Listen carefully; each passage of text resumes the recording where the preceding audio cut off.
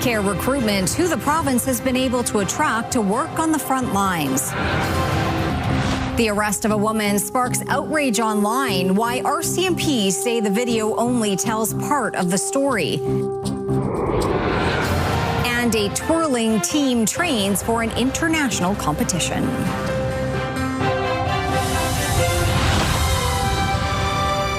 This is CTV News with Chantel Saunders. Good evening. The province is touting thousands of new healthcare hires, but the health minister can't say how many workers it lost along the way, making it unclear how much the workforce has actually grown. CTV's Laura Woodward takes a look at the results of the province's recruitment efforts. Looking for a change from Florida. We had been there about 10 years. While he hasn't yet survived a Saskatchewan winter, Dr. Brian Stout now calls Saskatoon home. He started working at Jim Pattison Children's Hospital in April after seeing an online recruitment advertisement. We decided this is a good place to raise a family, and here we are. The province says more than 7,500 healthcare workers have joined the system over the past 4 years. But when asked how many workers left during that same period, Health Minister Jeremy Cockrell couldn't say. I don't have that number. We typically focus on the recruitment numbers. Obviously, we look at licensure numbers. Of the thousands of healthcare workers added, physicians account for 742 of those hires, or about 10%. Saskatchewan is calling. Grow your practice, grow your life. Last year's international campaigns, including ads like these, led to 7 doctors either working in Saskatchewan or making their way through the hiring process. It's very competitive. You've got every province, for an example, just to consider Canada, offering different incentives. The recruitment agency says affordability has become one of Saskatchewan's biggest selling points. If you're a young nurse who's graduated from health sciences in the province of British Columbia, are you going to be able to afford a house? Well, you can here. While the province is celebrating its recruitment, it says this isn't the finish line. Efforts will continue as Saskatchewan's growing population puts pressure on the healthcare system. Laura Woodward, CTV News, Saskatoon. Meanwhile, Saskatchewan's NDP delivered a letter to the health minister's office at the Legislative Building today calling for a pay freeze for health authority executives until a new contract is negotiated. QP represented healthcare workers in Prince Albert, the Battlefords, Regina, Yorkton and Weyburn will hold a strike vote in September. The letter from the opposition outlines a series of directives, including a September deadline to finish bargaining. If we want to be competitive within Canada, we need fair and reasonable conditions of work, and we need competitive wages, period. And if the minister started there, I think he would see our healthcare system improve overnight. The province said negotiations are still ongoing and that it is looking for administrative efficiencies to reinvest in the frontline healthcare workforce. It says that includes the elimination of 26 senior out-of-scope leadership positions at the Saskatchewan Health Authority, redirecting more than $10 million to patient-focused efforts. The health minister says there's common ground to be found with the union as negotiations continue. At the end of the day, we want what's best for patients. We want what's best for healthcare workers in our province. And so there's far more commonality there. We just need to sit down face to face and hammer that out. QP represented healthcare workers have been without a contract since 2023. A video of an arrest made this week by Loon Lake RCMP has sparked criticism online. It's also prompted Mounties to respond. As Hallie Mandrick reports, they say the video only tells part of the story, and a warning viewers might find some of the video and images in this story difficult to watch. A video shared to social media showing the arrest of a 40-year-old woman Monday morning on the Mugwasagagan First Nation has sparked concern, with some saying the RCMP officers used excessive force. Leave her alone! Get back! The minute-and-a-half-long video does not capture the events leading up to the arrest, but the woman, Rose Georgina Angus, is seen with blood running down her face. The situation has prompted backlash Angus's daughter, who posted the video, also stated she's organizing a peaceful protest at the Loon Lake RCMP detachment. In a statement, RCMP say 2 men who were wanted on warrants were seen on a residential street on the Mugwasagagan First Nation and arrested at the front door of a home. RCMP say during the incident, Angus became confrontational and punched 2 police officers.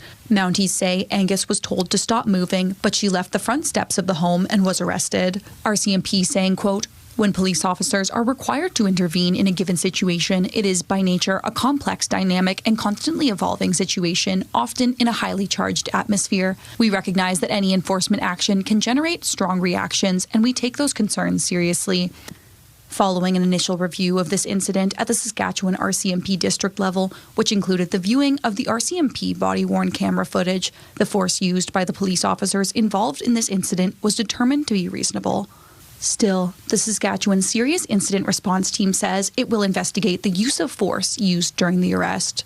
Rose Georgina Angus, who is from Mugwasagagan First Nation, is facing 4 criminal charges, including possession of cocaine and assaulting a police officer in connection to Monday's incident. CTV has reached out to Angus's family for comment, but did not hear back in time for broadcast. Hallie Mandrick, CTV News, Saskatoon.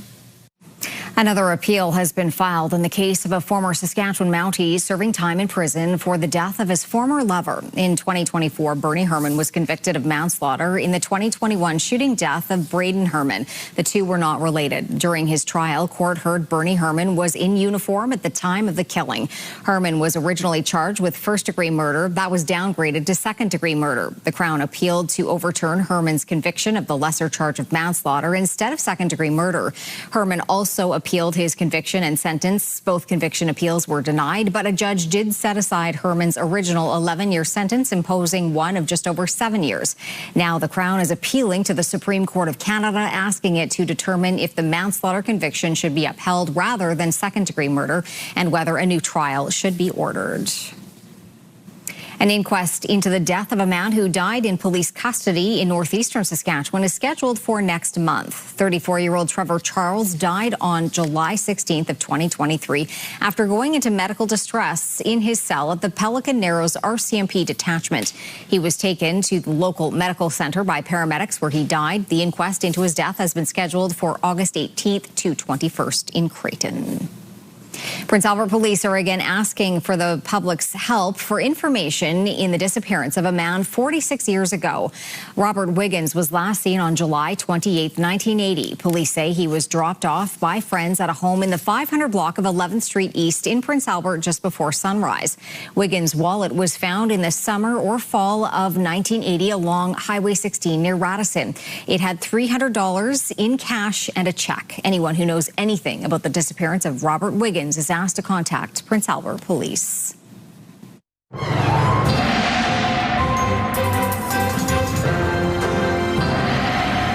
Jeff, another hot day today. Another hot day, and with that heat, Chantel, unsettled conditions, and that's certainly true right across the prairies. We have a huge ridge thanks to that huge dome down the U.S., but the ridging effect, certainly all that heat making its way up into the prairie provinces in particular, and is really having an effect. Right now, there are severe thunderstorm watches in effect for areas up around Meadow Lake, Provincial Park, so Meadow Lake, Dorantage, Pierceland, down towards Unity and Wilkie, including the city of in fact, the Battlefords, and then a lot of, not just Saskatchewan, but obviously Alberta, Saskatchewan, Manitoba, parts of Northern Ontario dealing with heat warnings. And of course, we have some nasty weather, potentially nasty weather in Alberta. We'll talk more about all of this later on.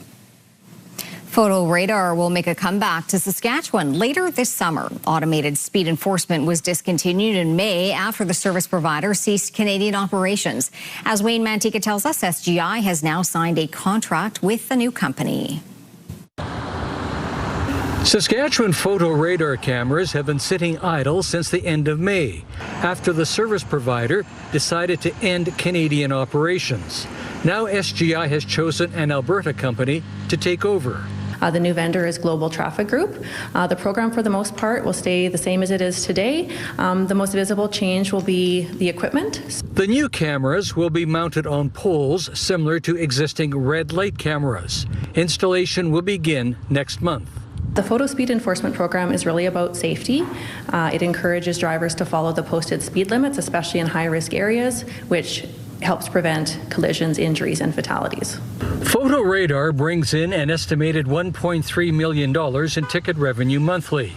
The previous service provider also operated in Ontario, which banned photo radar late last year. Premier Doug Ford called it a cash grab and promised more prominent school zone signs and other traffic calming measures. Saskatchewan NDP support photo radar. I suppose anyone who's already struggling with cost of living and gets a photo radar probably has a reaction to them. I will say again, we're a little ahead of the school year, but just remind people to slow down and take care out there. We've seen too many people get hurt on the highways. SGI does not plan to seek compensation for lost ticket revenue. It says the previous service provider gave advance notice of its intention to leave. The new cameras should be in place later in August. Wayne Mantika, CTV News, Regina. From the Paris of the Prairies to Paris, France, 3 Saskatoon Baton twirlers are getting set to represent Canada at the World Freestyle and Rhythmic Twirl Championship and Nations Cup. Carla Shinkerick caught up with them before they head over to Europe. For these Saskatoon athletes, every toss and every catch has led to this. Abby Fendelet and Brooke Elchuk enter the World Championships as Canada's #1 junior pair, giving them a shot at a world title. These athletes have been preparing their whole life for this competition. This summer specifically, we've been training kind of 3 to 4 hours a day. They were at the national championships at the beginning of July in Regina. Elchuk and teammate Alexandra Malley also earned top spots on Team Canada as alternates for singles, while their competition status won't be determined until the team arrives in Paris. They're training with the same intensity as every other athlete. The day of the competition, I'll be in my makeup all ready. And, once the first rounds are over, that's my job's done. They performed their routines for friends and family on Monday. This pair has their sights set on getting gold. I never imagined me being here. Never. This has always been a dream. It's unreal. It still hasn't sunk in. The reality of being across the world, dealing with the time change, is something they have to work through. And then the first practice, we know it'll be hard on us. And it's 5 hours long, so we just push our hardest to get through it. All 3 say one of the biggest highlights will be meeting athletes from around the world. Of course, I've always wanted to see Team Canada, but I'm really looking forward to seeing Team Japan. About 25 athletes are representing Canada in Paris, 3 from Saskatoon and 9 from Regina. The coach says Canada has built a reputation of its own because Canadian twirlers are known for incorporating their dance training to elevate their routines. Saskatchewan as a whole is very strong in the sport of baton twirling. I would say it's probably the strongest across the country. All 3 of these athletes will be wearing their maple leaf with pride. Carla Shinkerick, CTV News, Saskatoon. A University of Saskatchewan researcher is leading a new study into the bond between people and animals and how that connection can shape our health and well-being. CTV's Stacey Hine introduces us to some of the dogs helping to make it happen. It may look like Molly and Ophelia are relaxing, but these canines are hard at work, providing comfort and connection. The connection that you have with the animal that you may be not getting elsewhere. A lot of times if we took mental health or addiction, there may be stigma the person's feeling connected to that, and they're not with the animal. Colleen Dell says the pandemic changed how many people connected with animals, as more turned to them for support. We are seeing therapy dogs, for example, in the community. We're adopting more pets into our homes. They're becoming more important to us.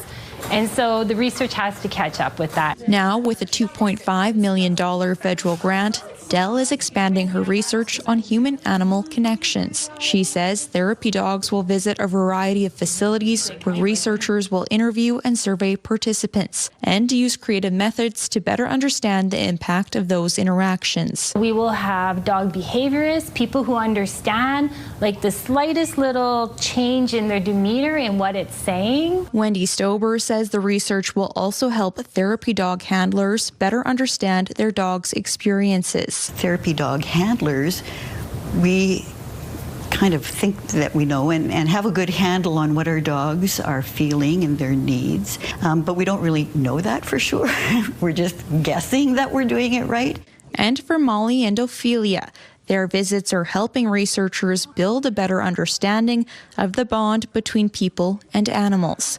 Stacey Hine, CTV News, Saskatoon. A bridge crossing the South Saskatchewan River has been renamed. Today, community members gathered to celebrate the unveiling of the Chief John Smith Bridge, which is on the Muscadet First Nation. Signs marking the new name were unveiled today. Chief John Smith signed Treaty 6 on behalf of Muscadet First Nation 150 years ago. The bridge has been named in honor of Smith's legacy and his role as a leader. The name changes thanks to a partnership between the Muscadet First Nation and the province. It was a collective aspiration to honor this chief, to coincide with signing of the treaty 150 years ago this year. The province says the new name reflects a shared commitment to recognizing Indigenous history, celebrating treaty relationships, and advancing reconciliation. Saskatchewan's provincial parks are getting a fresh look this summer. From yoga and bird tours to saunas and cold plunges, they aim to offer visitors more than just a campsite. As Erica Matarash reports, the goal is to give visitors more ways to enjoy the great outdoors. Saskatchewan's provincial parks are adding a new layer to the summer experience, one that goes beyond just camping. We're really excited about our new businesses at Sask Parks. We started a new health and wellness initiative with the ministry this year, and we're really excited about that. Rumansik says the push for more health and wellness options came after visitors asked for more things to do in the park. At Blackstrap, Cheryl Kish is bringing her yoga practice into the outdoors, offering hatha and yin sessions for both adults and children. It's about being able to liberate your mind from all the stresses of the day and the thoughts that happen and just all those inside things that come up as well. She says practicing outside adds something you just cannot get in a studio. This is just kind of in a way that we can enjoy nature, but also enjoy the practice as well for what it has to offer. And for Kish, the setting is just as important as the practice. Feeling the sun on your skin, hearing the birds in the background or kids playing and laughing, it really adds and allows you to kind of find that presence in another sense. In Buffalo Pound, the experience is also expanding for wildlife lovers. I created the Wild View to try and get people outdoors and curious about nature and birds and wildlife, as Saskatchewan's so rich and there's so much to offer here. She says her tours are about more than just ticking species off a list. One of my favorite parts about running tours is helping people not just see the birds, that's always great, but really to see nature differently.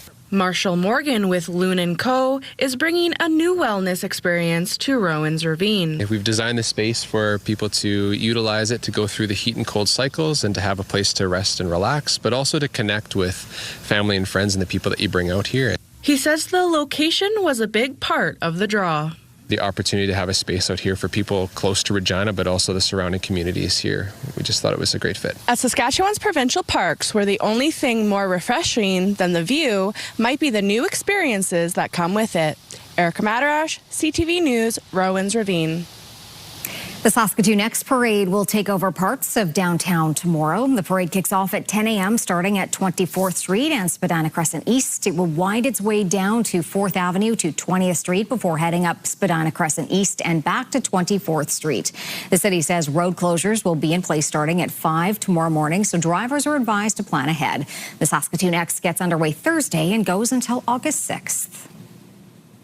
Still to come, an easier way to renew your passport and more tough talk on trade, what the U.S. president is saying now.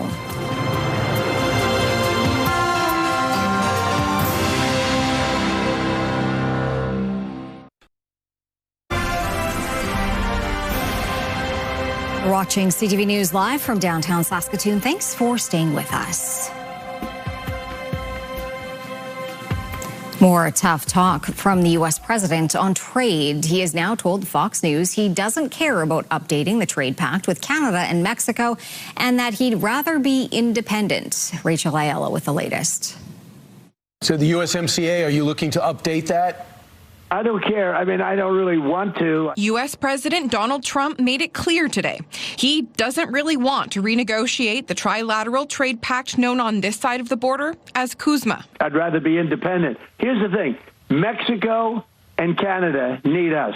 We don't need them.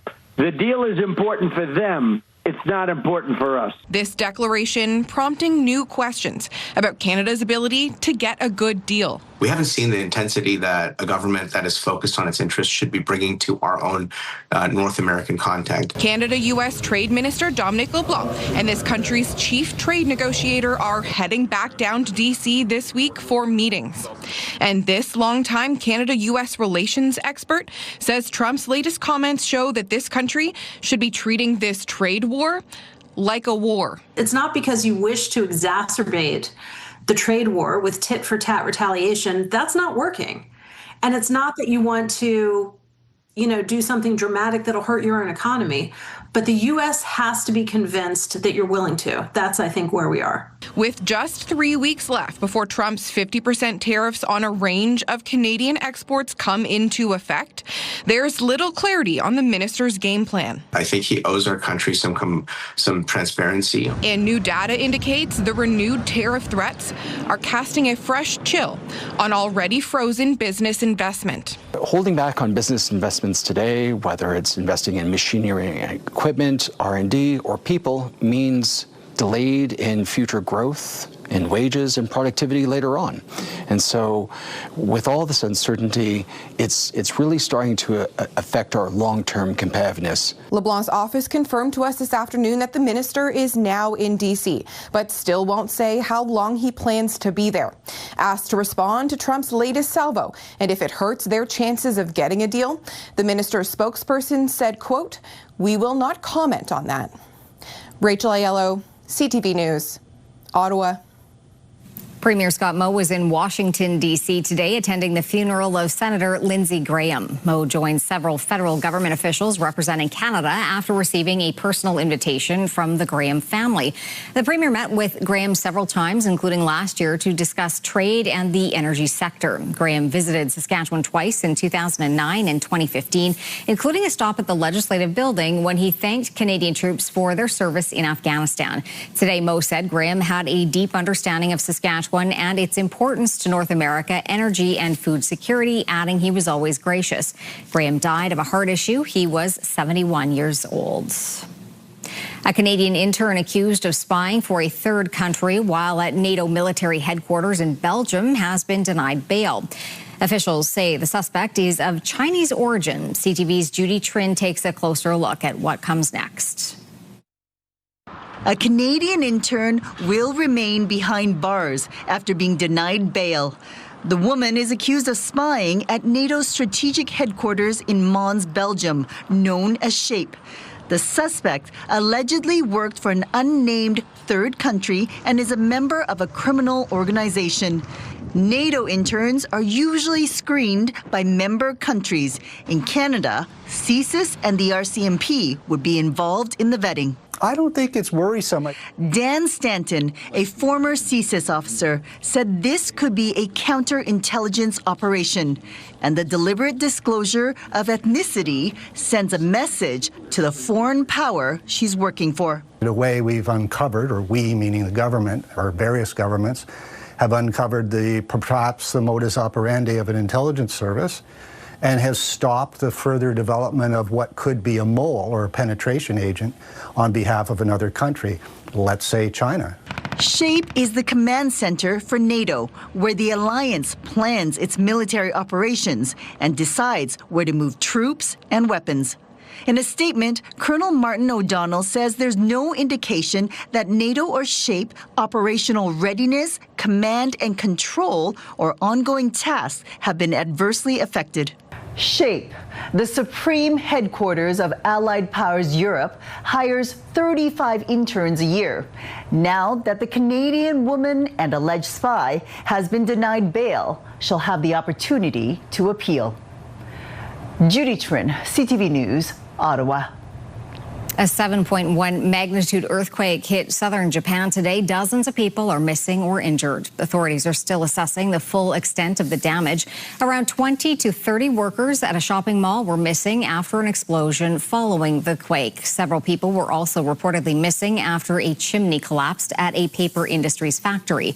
And 2 hospitals said they are treating more than 50 people following the quake. About 300,000 people have been told to go to evacuation centers, and hundreds of soldiers have been deployed to help with rescue operations as aftershocks continued. Power outages are affecting thousands of people. As of today, an expanded online passport renewal service is available to all eligible Canadians. Applicants must have an address in Canada and be older than 16 when they got their last passport. They must also have received it within the last 15 years. Anyone applying will still need to get a passport photo taken and submit a digital copy. The most recent version of the online renewal service had a daily cap of 2,000 applicants. Ottawa says people should receive their new passports within 20 days and be able to track its progress in real time.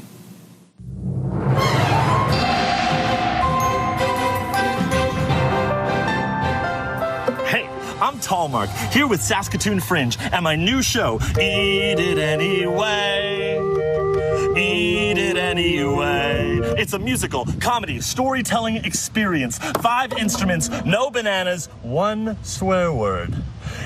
Catch opening night at the Broadway Theatre Thursday, July 30th at 9 p.m. Get your tickets now at eatitanyway.ca. This just in, we're going to have inclement weather that night. What? You can't possibly be serious. Tell me about the weather! No bananas? What kind of a show is that? Well, we can tell you that it's going to be going on at the Broadway Theatre. Tallmark already mentioned that, and doesn't look like that inclement weather he was talking about will be showing up, because it's going to be a mainly sunny day. Thursday looks pretty nice. The show again is at 9 o'clock that night at the Broadway. For more information, 25thstreettheater.org, and the Fringe gets underway on Thursday. All right, let's take a quick look and see what we've got going on with our numbers. 27 degrees right now in Saskatoon, 26 in Prince Albert, 25 in the Battlefords. And as you can see, not particularly windy in PA, a little breezier in Saskatoon and the Battlefords. Saskatoon's almanac, 27 degrees, our current temperature. That's 1 degree above the seasonal average of 26. Record warm temperatures, well, 10 degrees hotter than it is right now. Than it is 1914 is when that was set. 4 degrees in 2005, the cold temperature record on this date. And 522 is when the sun came up, and 904 is when it's going to go down. Coming up, helping entrepreneurs soar, a Saskatchewan competition that aims to help businesses grow.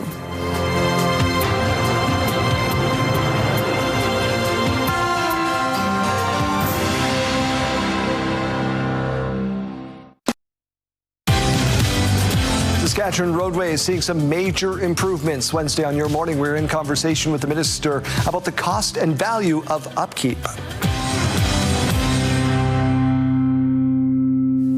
Okay, let's take a quick look through the live lens of Skycam, and as you can see, some thin cloud out there. We've a bit of haze, not a lot in the way of smoke in terms of our situation here in Saskatoon.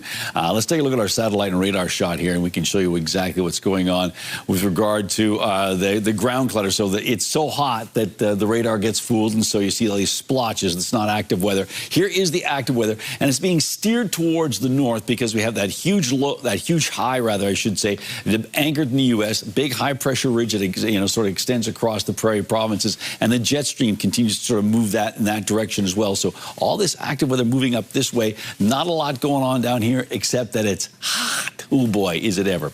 Let's take a look and see what's going on. Just to recap those numbers, 27 in Saskatoon, 26 in Prince Albert, and 25 in the Battlefords. On to our hot spot. That was Val-Marie at 35 degrees. Kindersley, the cold spot, at 9. Around the province we go. Currently, it is 25 degrees in Lloydminster, 31 in Swift Current, 30 in Moose Jaw and Regina, 28 in York, then 29 in Estevan. Into central parts of the province, temperatures ranging from 24 degrees in Spiritwood and Melfort up to 31. That's in Kindersley. It's 28 in Hudson Bay, 25 in Meadow Lake. Up north, hot there as well. Temperatures getting up to 27 on this part of our map. That's in La Ronge, 20 degrees in Sandy Bay, Island Falls. Still pretty warm, but a few other places also in the mid-20s. Making our way down south, lots of roasty, toasty temperatures down south. Temperatures in and around 30 degrees for many locations. The coolest it gets on this part of our map, 28 degrees, which isn't cool at all. Now let's make our way towards our futurecast. So the computer modeling indicating that, yes, we do anticipate some storms in northern Saskatchewan as a low sort of cycles up through northern Alberta into northern Saskatchewan and then sort of goes over top into northern Manitoba, all part of that ridging effect I mentioned earlier on. So right now, here are the watches and warnings that are in effect for our province. A lot of heat warnings in effect, not just for Saskatchewan, but right across Alberta, Saskatchewan, Manitoba, and into northern Manitoba. We do have some those severe thunderstorm watches in effect, as I mentioned earlier on around the Meadow Lake Provincial Park area, down towards the Battlefords, and then down to, let's say, Unity and Wilkie in those areas. All right, here we go with our numbers for tomorrow. We've got ourselves 27 for La Ronge, 20 in Stony Rapids with a chance of showers. Earlier, we thought there might be some thunderstorms, but now just showers is what we anticipate there. 24 in Buffalo Narrows, 22 in Key Lake. Sunny and temperatures in the mid to high 20s for west central Saskatchewan. For southwestern Saskatchewan, a little bit warmer, closer to the 30-degree mark in some locations, and at 30 and above for the southeastern part of the province. And as you can see, warm conditions for hot conditions, I should say, for east central Saskatchewan. Here we go for the Battlefords, dropping down to 13 tonight. Still a chance of a thunderstorm. 25 tomorrow, and then warming up to 29 on Friday, and then 34 on Saturday. Starting to cool off a bit to below seasonal values for the latter part of the long weekend. That might be a bit of a relief.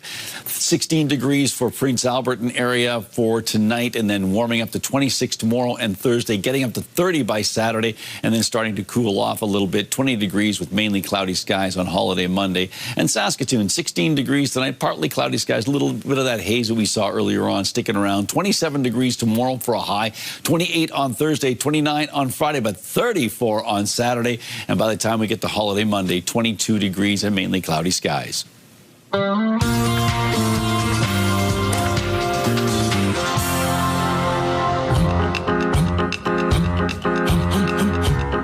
Apple TV's The Morning Show is coming to an end. The Morning Show, starring Jennifer Aniston and Reese Witherspoon, will officially wrap at the end of season 5. Witherspoon shared this video behind the scenes of the entire cast and crew. She said it's been 8 years of so many memories. The final season will be out next year.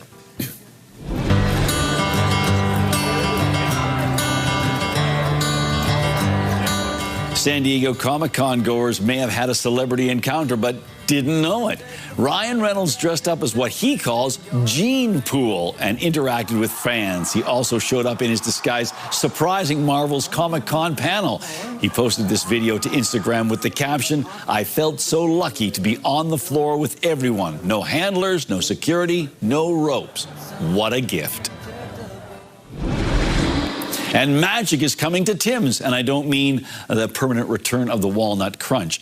To mark the 25th anniversary of the first Harry Potter film, Tim Hortons is releasing special items, including donuts inspired by each Hogwarts house. There will also be a golden snitch Timbit and Timbit holder, as well as Harry Potter-inspired drinks and a limited edition merch. It will appear at the House of Hortons on August the 12th and August 28th, and also participating Tim Hortons restaurants will host a Harry Potter trivia night. Whoa! Hey, can I get a double-double and a 6-pack of Slytherins? If you ask nicely, I'm sure. If I ask nicely enough, exactly. Yes. All right, we always ask nicely that you present pick of the day. And we have 4 lovely pictures, and we're going to be... Laura had 4 yesterday, so I thought I could have 4 today. This one starts off from Barry, just checking out the crops south of Kindersley on Saturday, July 25th. Well, you and a couple of moose. That's a great shot there, Barry. From Chris Parapelkin, our colleague, Sunday morning at Waka Lake. Oh, isn't that idyllic?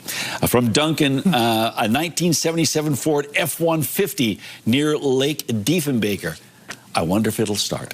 And finally, from Keith, puppies watching the storm roll through Sunday night at Lac La Pêche. So there you go. So that was going on in our pick of the day for today. And if you'd like to share an image with us, you can do so by sending it to cfqcnews@ctv.ca. And please put pick of the day in the subject line. It helps us sort them out of our emails. Still to come on CTV News, providing a boost to Saskatchewan businesses. The competition that aims to bring up their bottom line.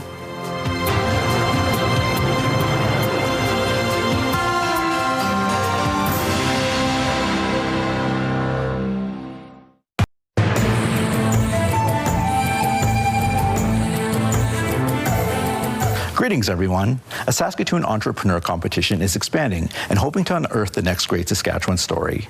The annual program is intended to empower Indigenous entrepreneurs with some cash prizes up for grabs. As Keenan Sorokan tells us, it has the power to inspire the future. SREDA, the Saskatoon Regional Economic Development Authority, and the Saskatchewan Indian Institute of Technologies are teaming up and taking the province's startup landscape to soaring new heights. I think we recognize there's so many great Indigenous entrepreneurs across this province, and although there's a lot in Saskatoon, we just felt like there were so many that weren't getting the chance to be part of this community. SOAR is an Indigenous entrepreneurship competition that sees Indigenous-owned businesses in Saskatchewan compete for a total prize pool of $50,000.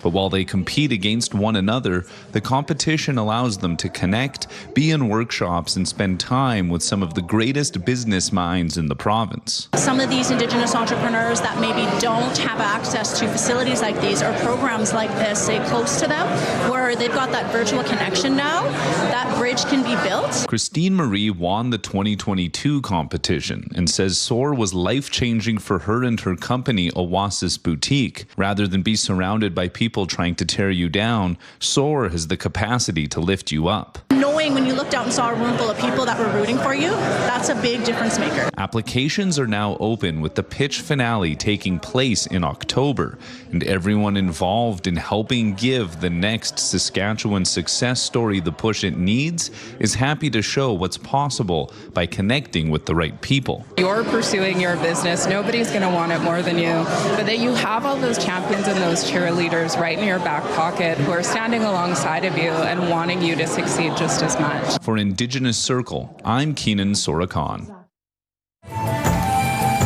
If you have a story you would like to see in this segment, here's how to reach us.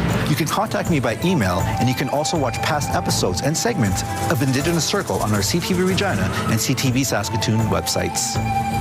Indigenous Circle, brought to you in part by Saskatchewan Indigenous Enterprise Foundation, growing the First Nation entrepreneurial spirit. When we come back, the Riders regroup after their loss last week. And later, when Major League Baseball gets a little squirrely.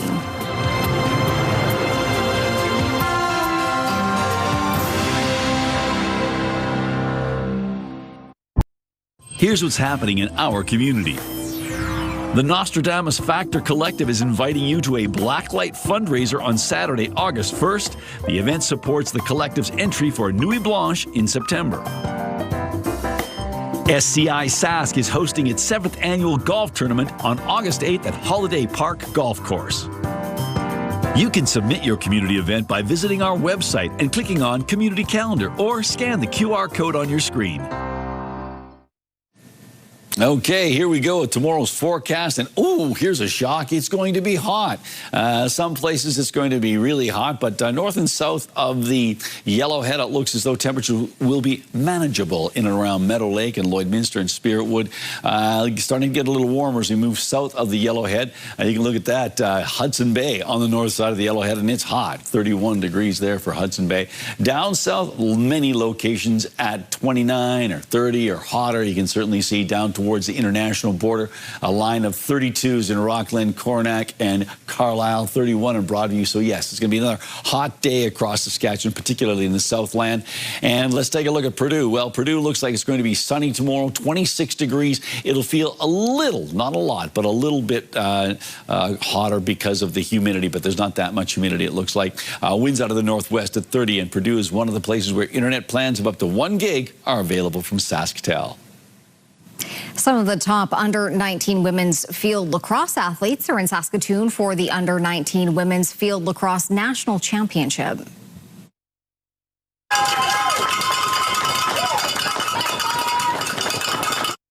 Named after the pioneer of women's field lacrosse in Canada, the 2026 Jenny Kyle Cup is underway at the Saskatoon Soccer Centre.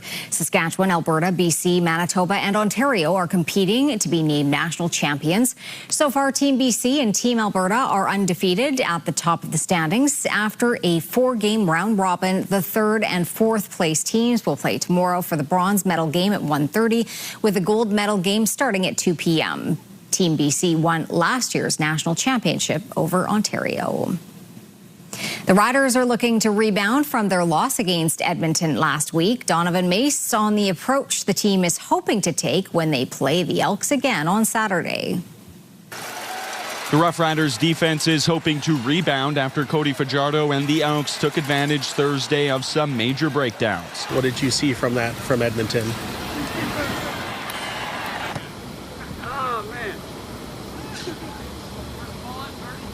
I saw the Elks. Those breakdowns leading to an explosion of offense. Faking to him. And on that play action pass, a deep shot, complete to Keon Julian Grant. Highlighted by a game-winning drive with multiple 3rd and long conversions. Fajardo needs 10, looking for more.